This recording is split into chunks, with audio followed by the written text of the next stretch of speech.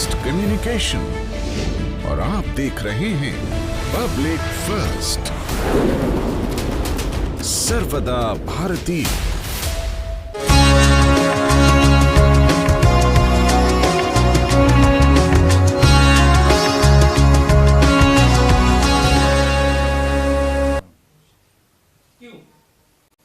नमस्कार, मैं हूं आशुतोष और आप देख रहे हैं पब्लिक फर्स्ट, सर्वदा भारतीय। पाकिस्तान को लेकर लगातार चर्चाएं इस समय जोरों पर हैं। जिस तरह की तस्वीरें वहां पर सामने आ रही हैं, उसे देखकर बेहद हैरानी हो रही है। पाकिस्तान में आम जनता आटे आटे को मोहताज हो गई है। महंगाई की तो जैसे सुनामी आ गई है। यकीन नहीं होता ये वही पाकिस्तान है जो कभी भारत को तोड़ने के ख्वाब देखा करता था। क्या ये वही पाकिस्तान है जो अपनी आतंकवादी गंदी हरकतों को अंजाम देते हुए भारत में जगह जगह बम विस्फोट किया करता था? आज वो तमाम विस्फोट वहीं होते नजर आ रहे हैं। सवाल उठता है कि आखिर पाकिस्तान की इन तमाम घटनाओं का अंजाम क्या होगा, और एस्ट्रोलॉजी यानी कि ज्योतिष शास्त्र के मुताबिक क्या कुछ पाकिस्तान में अब होने जा रहा है। तो चलिए चर्चा करते हैं प्रसिद्ध ज्योतिषाचार्य पंडित विनोद गौतम जी से। पंडित जी, आपका पब्लिक फर्स्ट पे बहुत बहुत स्वागत है। जी धन्यवाद, नमस्कार। पंडित जी, आपने अपने पंचांग में काफ़ी समय पहले ये भविष्यवाणी कर दी थी कि पाकिस्तान में इस तरह के हालात होंगे, महंगाई चरम पर होगी, और आपके पूज्य पिताश्री गुरुदेव ने भी ये भविष्यवाणी हमारे ही सहयोगी चैनल इंडिया फर्स्ट पर बहुत समय पहले की थी कि पाकिस्तान के टुकड़े होंगे। आपके ज़रिए आज हम समझना चाहते हैं कि पाकिस्तान के मौजूदा हालात किस तरह से और ख़राब हो सकते हैं या सुधरने की उम्मीद है, और आने वाले दिनों में क्या कुछ हो सकता है। आशुतोष जी, ग्रह राज्यम प्रयक्षामि ग्रह राज्यम हरेण चौ। ग्रह ही राज्य देते हैं और ग्रह ही राज्य का हरण कर लेते हैं। इसकी शुरुआत आपको याद होगा कि एक बार जब एक लाइव प्रसारण आपके चैनल के माध्यम से हुआ था, जब बुशरा बी पाकिस्तान के जो पूर्व प्रधानमंत्री थे इमरान खान, उनकी पत्नी ने तलाक लिया था और उनसे वो अलग हुई थी। तो समझिए कि जब उस समय पर आपने प्रोग्राम में ये बोला था कि अब कुर्सी का एक पाया टूट चुका है, मतलब कुर्सी कभी भी जा सकती है। तो उसके बाद भी कई ऐसे जेल योग की, केस से संबंधित भविष्यवाणियाँ की, लेकिन अब जो ग्रह स्थितियाँ बन रही हैं उस आधार पर ये माना जा सकता है कि भविष्य में जो पाकिस्तान की स्थितियाँ हैं वो अलगावपूर्ण होंगी, और साथ ही वहाँ पर एक बहुत ही बड़े रूप में प्राकृतिक आपदा के साथ में जो मानवीय आपदा है वो भी अपना घर बनाए हुए है, और वो देश दुनिया के सामने परिलक्षित भी होगी। देखा जाए कि महंगाई, भुखमरी और जो अन्य ऐसी गरीबी स्थितियां जो जनता जनार्दन को त्रस्त करती हैं, कष्ट की स्थितियां निर्मित करती हैं, तो उसमें और भी बढ़ोतरी होने की संभावना पाकिस्तान में बनी हुई है।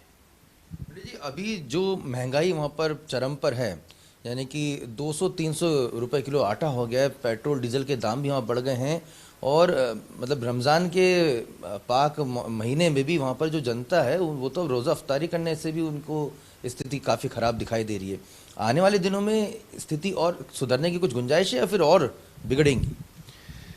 देखिए, वहाँ पर ऐसी स्थितियाँ बनी हुई हैं कि भईगत सांप छछूंदर केरी, उगलत बने न लीलत केरी। अर्थात ना तो उनसे वो व्यवस्था अलग करते बन रही है और ना ही ग्रहण करते बन रही है। ऐसे में अगर वो अलग करते हैं व्यवस्था को और या ग्रहण करते हैं, तो आतंकवाद को ग्रहण करना होगा, और आतंकवाद को अगर वो फिर से ग्रहण कर लेते हैं तो निश्चित तौर पर वहाँ पर जो स्थितियाँ हैं वो पहले से ज़्यादा बदतर हो जाएंगी। चारों तरफ अन्याय और अराजकता की स्थितियाँ निर्मित होंगी। एक चीज़ और बता दें कि वहाँ पर जो सत्ता का ध्रुवीकरण है, उसमें से जो नेताओं के ऊपर बहुत बड़ा संकटपूर्ण स्थितियाँ बनी हुई हैं। ऐसे में जो देखा जाए कि कोई ना कोई एक बलि का बकरा जरूर बनता है, तो शीर्षस्थ नेतृत्व के मारे जाने का वहाँ पर संकट पैदा हो सकता है, जिससे आम मानस आपस में लड़ सकती है, भिड़ सकती है, और ऐसे में जो नुकसान होगा वो खुद का किया हुआ अर्थात मानवता का ही किया हुआ। जैसे आपने कहा कि अभी तो आटा भी गीला है और ऊपर से अन्य समस्याएं भी वहाँ पर उस देश को घेर लें, तो ये बात मानव द्वारा ही निर्मित हो, जैसे एक अराजकता फैल जाए, तनाव उत्पन्न हो जाए, मारकाट उत्पन्न हो जाए, साथ ही आगजनी इत्यादि हो जाए, क्योंकि ये जनता विरोध कर सकती है और इतने भारी स्तर पर इसका विरोध होगा कि वहाँ पर बहुत सारी जो सरकारी खजाने हैं वो लूट लिए जा सकते हैं। ऐसे में जो हमारे हथियार हैं और बड़े बड़े जो परमाणु हथियार हैं उनके ऊपर भी संकट निर्मित हो रहा है। ये प्रश्न मैं पूछना ही चाह रहा था पंडित जी, क्योंकि इस समय लगातार ये चर्चा में है कि क्या पाकिस्तान के परमाणु बम जो हैं वो सुरक्षित हैं, क्या पाकिस्तान अपने परमाणु बमों को बेचने की भी योजना बना रहा है, और क्या पाकिस्तान के जो परमाणु बम हैं वो दहशतगर्द संगठन आतंकवादियों के पास कहीं हाथ में न पहुंच जाएं। एक बहुत ही गूढ़ रहस्यात्मक प्रश्न है। ज्योतिष के अनुसार देखा जाए तो जो शक्ति है, ये इसका जो शक्ति पुंज है, इसके पाकिस्तान में कोई विशेष नष्ट होने के योग तो नहीं बनते हैं, बिक्री के योग भी नहीं बनते हैं, हाँ हस्तांतरण के योग जरूर बनते हैं। अर्थात कोई जबरदस्ती करके इसको छीन सकता है, अर्थात ना तो उसका जैसे कहते हैं कि उसका सही मूल्य प्राप्त होगा और उनके हाथ से ये जो शक्ति है परमाणु बम इत्यादि की, ये भी जो है तो जा सकती है। एक समय पर आपने देखा था कि महाराष्ट्र के शासन व्यवस्था में आपने चुनाव चिन्ह को लेकर के प्रश्न किया था, तो ऐसे में ये भी चीज़ जैसे जो स्थितियां हैं वो सेम उसी प्रकार के गेह योगों की हैं कि वो चीज़ें छीनी जा सकती हैं, ये बेच नहीं पा सकते हैं। अगर बेचने की स्थिति में जाएंगे, ऐसी स्थितियां बनेंगी कि ये वहाँ की परमाणु शक्तियाँ दूसरे पर हस्तांतरित हो रही हैं, लेकिन वो छीनी जाएंगी। दरअसल उसका जो रूपांतरण होगा वो लगेगा कि ये बेच दिया गया है, लेकिन वो एक छीना हुआ होगा जो कि कोई भी दूसरा मुल्क छीन लेगा। कोई भी दूसरा मुल्क जो है पाकिस्तान के परमाणु जो बम है उसको छीन सकता है। जी, कोई भी दूसरा मुल्क, खास तौर पर कि पाकिस्तान को उनके जो सहयोगी देश हैं या मित्र देश हैं, उनसे ही पाकिस्तान को बहुत ज़्यादा संकट इस क्षेत्र में पैदा होगा और इसी एक शर्त निर्मित होगी कि हम आपके देश को चलाएंगे, आपके देश को आटा दाल चावल इत्यादि हम बहुत अच्छी तरह से उनको सभी को किसी भी प्रकार की भुखमरी से हम निजात दिलाएंगे। उसके लिए हमको ये शक्ति की आवश्यकता है जो आपने अभी तक निर्मित की है। तो एक ऐसा वातावरण बना ही हुआ है, सब लोग ये जानते हैं कि हमारा जो ये धन संपत्ति होती है, हमारी जो शक्ति होती है, ये बुरे समय पर काम आती है और इतिहास में इससे भी ज़्यादा बुरा समय पाकिस्तान का आने वाला है नहीं। तो ऐसे में निश्चित तौर पर वो शक्तियां ट्रांसफर होंगी। देखिए, आपका इशारा मैं जो समझ पा रहा हूँ वो चीन की तरफ मुझे ज़्यादा लग रहा है। चीन पाकिस्तान का बहुत बड़ा सहयोगी है और वो टकटकी लगाए देख भी रहा है कि अब वो मदद भी नहीं कर रहा है, और अगर ऐसी स्थिति में अगर पाकिस्तान की स्थिति खराब होती है तो बहुत मुमकिन है कि चीन देखिए, ये बहुत ही इसमें चूंकि पाकिस्तान के बाद एक दूसरा देश भी शामिल हो रहा है, चीन, तो इसको इंटरनेशनल स्थिति पे अगर हम बात करें तो इंटरनेशनल स्थिति पर जो ग्रहों के जो राजा हैं और इस समय का जो मंत्री हैं और इस संवत्सर का जो प्रभाव है, चूंकि ये रुद्र ऋषि के प्रभाव में आ रहा है, तो ऐसे में कई देश की जो टकराहट की स्थितियां हैं वो निर्मित होती हैं और अपना प्रभाव दिखाने के लिए त्रिकोणीय संघर्ष इस समय पर विश्व में बन रहा है। चूंकि ये रुद्र ऋषि का तीसरा वर्ष है, तो जब भी ये त्रिकोणीय संघर्ष बनता है तो ऐसे त्रिकोणीय संघर्ष क्या बनते हैं, जैसे एक देश को हम और ले लें, आपने एक देश चीन बोला, तो चीन की जो शक्ति है एक देश और अमेरिका की शक्ति है, साथ ही जो हमारी यूरोपीय शक्तियां हैं, ये एक त्रिकोणीय शक्तियां निर्मित करता है और इन शक्ति से भारत अपने आप को अलग रखेगा। अर्थात अगर कोई तीसरा विश्व युद्ध भी होगा तो निश्चित तौर पर उस विश्व युद्ध की स्थिति में भारत पूर्ण रूप से विश्व गुरु की स्थिति में बनेगा। अर्थात वो तीनों पार्टियों को, तीनों शक्तियों को, तीनों त्रिकोणों को साधने वाला साबित भी होगा। तो चीन को लेकर के जो आपने एक स्पष्ट बात बोली है, तो ऐसा हो सकता है। चीन के प्रभाव में पूरी स्थिति बन सकती है और पाकिस्तानी लोग जहां पर एक बहुत भी बड़े षड्यंत्र का, अर्थात कोई किसी बड़े नेता की हत्या हो सकती है और उससे उपजा हुआ जो विद्रोह है, जो आगजनी है, उसके लिए हो सकता है कि पाकिस्तान की सेना काम ना कर पाए। तो ऐसी स्थिति में उसको अपने समर्थक देशों की सेनाओं पर भरोसा करना पड़ेगा और ऐसी स्थिति में धीरे धीरे करके और बहुत सारी चीज़ें हस्तांतरित हो जाएंगी। ये जो स्थिति बन रही है, क्योंकि भारत से भी लगातार अखंड भारत की आवाज़ उठती रही है और अभी हाल ही में संघ प्रमुख मोहन भागवत जी ने सिंधु देश को लेकर भी यहाँ पर एक बड़ा वक्तव्य दिया कि सिंधु देश भी हमारा ही देश है, ये हमें भूलना नहीं चाहिए। पीओके को लेकर तो लगातार ये चर्चा चलती रहती है कि शारदा पीठ जो माँ का मंदिर है वो कहीं जल्द से जल्द भारत में फिर से शामिल हो। इसको लेकर देश के गृह मंत्री अमित शाह भी बड़े बयान जारी कर चुके हैं। बलूचिस्तान में तो लगातार वहाँ पर जो है वहाँ की खुद ही की जो फोर्सेस हैं, बलूचिस्तान लिबरेशन आर्मी, वो लगातार जो है विरोध करती रही है पाकिस्तान का। तो ये इस परिप्रेक्ष्य में हम समझना चाह रहे हैं कि अगर कोई भी दूसरा भारी मुल्क पाकिस्तान की मदद को आता है तो क्या ये जो विघटन होता दिखाई दे रहा है वो रुक जाएगा, या आपको लगता है कि नहीं, उसके बावजूद भी विघटन को कोई नहीं रोक सकता? देखिए आशुतोष जी, ये जो विघटन है वो होना होता है तो हो करके ही रहता है, लेकिन अगर नहीं होना होता है और ग्रहों की स्थितियां अगर अनुकूल होती हैं तो वो नहीं होता है। ग्रह जो किंग कुर्बन्तु ग्रहा सर्वे यथा केंद्रे बृहस्पति, अगर केंद्र में बृहस्पति है तो सारे ग्रह मिलकर के ही कुछ बिगाड़ना चाहें तो कुछ नहीं बिगाड़ पाएंगे, लेकिन जहाँ पर ऐसे दुर्ग्रही योग चल रहे होते हैं तो वहाँ पर प्रभाव पड़ते ही पड़ते हैं। और अगर उसको कोई देश रोकने की कोशिश करे भी तो भी बौछारों में ही इतनी स्थितियाँ बिगड़ जाती हैं कि वो दोबारा उठने की हिम्मत नहीं कर पाता है। तो ये मान के चलें कि जो पाकिस्तान की स्थिति है वो खंड खंड होने की जरूर बन रही है और आगामी समय पर अब ज़्यादा समय भी नहीं है, क्योंकि रुद्र बीसी का ये 11वां वर्ष है और जब भी ऐसी स्थिति है, एकादश रुद्र आप समझें कि ये बहुत ही तांडवकारी होता है। यही कारण है कि वर्तमान समय पर जो आप सोचिए कि अप्रैल का महीना चल रहा है और हम बिना किसी भी गर्मी और उसके हर जगह हर शहर पर बैठे हुए हैं। किसी भी प्रकार की जो ये वातावरण हमारा ऋतुओं में परिवर्तन आया है, ये सब ग्रह स्थितियों के कारण आया है।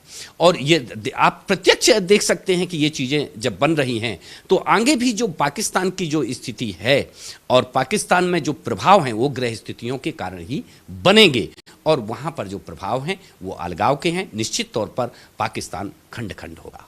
एक आखिरी प्रश्न जरूर लेना चाहूँगा कि कई लोग लगातार सोशल मीडिया में पूछते भी हैं कि भाई मोदी जी ने नोटबंदी की थी, उसका असर तो पाकिस्तान में दिखाई ज़्यादा दे रहा है और जैसे जैसे भारतवर्ष में सनातन को लेकर एक अलग से एक क्रांति हो रही है, पुनर्जागरण हो रहा है, वैसे वैसे पाकिस्तान में जो है वहाँ की हालत बद से बदतर हो रहे हैं। जैसे से हिंदुस्तान सिरमौर बनता जा रहा है लगातार, हम अगर 8-10 सालों को देख लें, उसी दूसरी ओर वहीं पाकिस्तान की जनता पहली बार हम देख रहे हैं सोशल मीडिया के माध्यम से वो मोदी के नारे पाकिस्तान में भी लगने लग गए हैं और कहीं ना कहीं ये कहा जा रहा है कि हमने हिंदुस्तान से अलग होकर क्या हासिल क्या पाया। तो मतलब सूरी बदल गए हैं, मानसिकताएं बदल गई है, विचारधारे बदल गए हैं। ये सिर्फ कोइंसिडेंस है या इसमें पीछे कुछ और भी कारण है? बहुत ही गूढ़ रहस्यात्मक प्रश्न है। ये तो राजा से होता है, जैसी राजा वैसी प्रजा। और अगर इसको देखा जाए तो कई जगह पर हम देखते हैं, आपने सही कहा है कि बदलाव शुरू हो गए हैं। जिन क्षेत्रों में हम जिस चीज़ के नाम उच्चारण भी नहीं कर पाते थे वहाँ पर आज हम ढोल नगाड़ों के साथ में पूजा पाठ और देश का झंडा फहरा रहे हैं। तो ऐसे में जो ये बदलाव हुए हैं ये भी हम ग्रहों की स्थिति पर है। कोई भारत देश में एक स्पष्ट राजा और स्पष्ट बहुमत और स्पष्ट शक्तियां निर्मित होना ये ग्रहों की ही स्थिति में है, क्योंकि देखा गया है कि अगर हमारे केंद्र त्रिकोणे गुरु दोष हंता और केंद्रे चंद्रे शुभदम करोति खष्टेश याने राहु शुभस्यात्। तो जब ग्रह स्थिति अनुकूल बनती है ना तो राहु भी शुभ हो जाता है। तो ऐसे में सब लोग राम नाम का माला जपने लगते हैं, सारे लोग जो है तो करने लगते हैं। तो ये ग्रह स्थितियां अखंड भारत की ओर और विश्व को, पूरे विश्व को एक संदेश देती हैं कि निश्चित तौर पर अखंड भारत के निर्माण में अब कोई ज़्यादा दूरी नहीं है। हाँ, इसमें कुछ संघर्ष की स्थितियां हैं। हाँ, ये जरूर है कि राहु के ऊपर हम भरोसा नहीं कर सकते हैं अन्य कोई ऐसे स्थितियों में भी हम भरोसा नहीं कर सकते हैं। तो अगर हमको सनातन धर्म की इच्छा, हम सनातन धर्मावलंबी अगर रखते हैं तो इसका ये राइट है, अधिकार है। क्योंकि हमारे यहाँ पर अगर इसका जजमेंट भी होता है तो हम नदियों के नाम आप देख लें, हमारी सारी नदियाँ हिंदुत्व की ओर हैं, जितनी भी नदियों के नाम हैं हिंदुत्व की ओर हैं। और हमारे शास्त्रों में इन सभी पीठों का वर्णन किया गया है। हमारा शास्त्र बहुत पुराना है, वेद से ही विज्ञान की उत्पत्ति हुई है। तो वेद में ये सारी चीज़ें लिखी हुई हैं, जहाँ हमारे ज्योतिर्लिंगों के बारे में, उनके स्थान के बारे में, और हमारे शारदा पीठ इत्यादि संबंधित जो हमारे देवीय शक्ति पीठ हैं उनके बारे में यथा स्थान उनकी शक्तियों का वर्णन पूर्ण रूप से किया गया है। तो ऐसे में हम ये झुठला नहीं सकते हैं कि वो चीज़ हमको प्राप्त हो। एक ना एक दिन सत्य की जीत होती है, और चूंकि भारत सत्य को लेकर के चलता है, भारत सत्य सनातन का देश है, उसमें सत्य सनातन लगा हुआ है, इसलिए हम ये मान के चलें कि भविष्य में निश्चित तौर पर अखंड भारत का निर्माण होगा। बहुत बहुत धन्यवाद पंडित जी, आपने इस महत्वपूर्ण विषय पे अपने भविष्यवाणियाँ की और आपने जो गणना की उसके बारे में हमारे दर्शकों को आपने जानकारी दी। आपका बहुत बहुत धन्यवाद। तो पंडित विनोद गौतम जी के माध्यम से हमने पाकिस्तान के भविष्य को लेकर काफ़ी कुछ जानने की कोशिश की। हमारा पड़ोसी मुल्क है और कई लोग कहते हैं कि भाई पाकिस्तान में क्या चल रहा है उससे हिंदुस्तान को क्या फ़र्क पड़ता है। तो उन्हें जानना चाहिए कि पाकिस्तान ही वो ऐसा मुल्क रहा है 1947 के बाद से जो लगातार भारत के खिलाफ षड्यंत्र साजिशें रचता रहा है। हमारी जितनी भी युद्ध हुए हैं उसमें ज़्यादातर पाकिस्तान के साथ हुए हैं, चाहे हम 1947 की बात कर रहे हैं, 1965 की बात कर लें, 1971 की बात कर लें, 1999 कारगिल की बात कर लें, पुलवामा की बात कर लें। तो ऐसे हम इग्नोर नहीं कर सकते हैं कि पाकिस्तान में अगर क्या कुछ घटनाक्रम हो रहा है उससे हम तटस्थ नहीं रह सकते और हमें लगातार निगाहें वहाँ पर रखनी पड़ेगी। और हमारी कहीं ना कहीं कूटनीति, हमारी विदेश नीति और कहीं ना कहीं हमारी जो आर्थिक नीति भी है वो इस बात को लगातार देख रही है कि पाकिस्तान में क्या कुछ हो रहा है। क्या पाकिस्तान के हालातों का फ़ायदा चाइना उठा लेगा या पाकिस्तान को कहीं ना कहीं फिर से अपना मोहरा बना के अमेरिका उसका उपयोग कर सकता है। ये तमाम ऐसे घटनाक्रम है जिस पे सभी भारतीयों को निगाह होने चाहिए। लेकिन एक सूत्र जो मैं समझ पाया हूँ जो कि पंडित जी के माध्यम से, वो ये कि भारत को आत्मनिर्भर होना होगा, उसके लिए सभी युवाओं को आगे खड़ा होना होगा जिससे भारत वो शक्ति, वो ताकत बने। तो चाहे चीन हो, चाहे पाकिस्तान, चाहे अमेरिका हो, चाहे कोई भी दुश्मन मुल्क या कोई भी बड़ा देश, भारत बिल्कुल वहाँ पर खड़ा हो जाए, भारत अपने दम पर खड़ा हो और सिरमौर बने। आपको हमारे कार्यक्रम कैसा लगा, आप और कुछ क्या जानना चाहते हैं, हमें ज़रूर बताइएगा। फिलहाल देखते रहिए पब्लिक फर्स्ट, सर्वदा भारतीय।